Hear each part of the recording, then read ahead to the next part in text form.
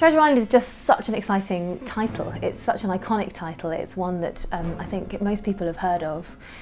It's got such a huge reputation as an adventure story. It felt like a real privilege to be able to get our hands on telling that in such a big space.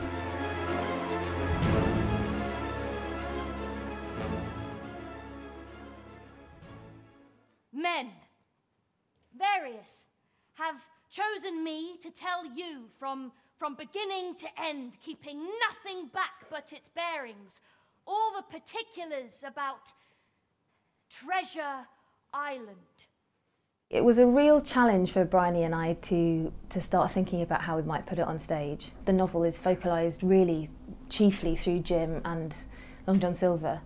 That doesn't quite work in a staged format. So Bryony's invented this wonderful set of very, very colourful, completely individual, fantastically comic creations that populate the stage. Red hot on his stovetop, nailed it to his skull for a brand new cast iron forehead. There's some women pirates. We looked and discovered there were some terrible, dangerous, murderous women pirates, and it seemed silly not to put them in.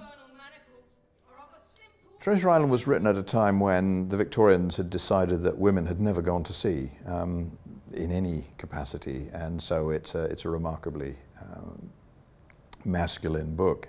But women were at sea in significant numbers and always had been. There were women pirates, and if we were writing this book today, Stevenson would indeed have some high-profile, very aggressive female pirates who would probably be far more dangerous than Long John Silver. Stevenson said very explicitly when he published the book that it was a story that was for boys only, and I think that we felt, coming to adapt that and to put it on stage here at the National, that we wanted to find a way of making it clear that the story was for boys and for girls, and that making Jim a girl felt like a really appropriate gesture in that direction. I think we've stayed loyal to the innate character of Jim that Louis Stevenson portrays in the book.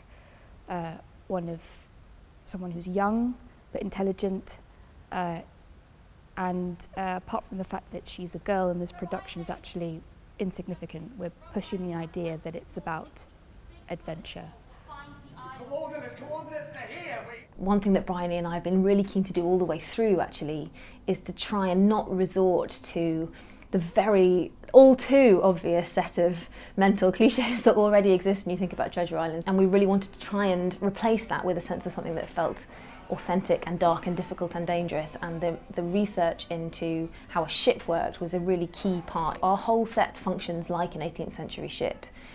The idea is that every time there is a scene change, the cast have to haul that new scene into being with ropes and with sea shanties.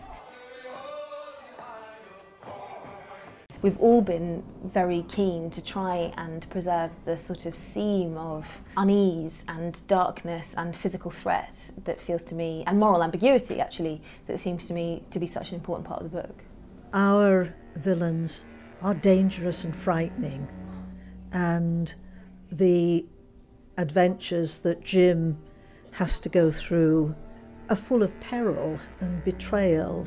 It feels like a story to me that still has a lot of contemporary resonances. So the way that those individuals are prepared to pursue the goal of money with such headlong intensity, ruthlessness and lack of apology feels like something that has something to say to the way that culture operates today.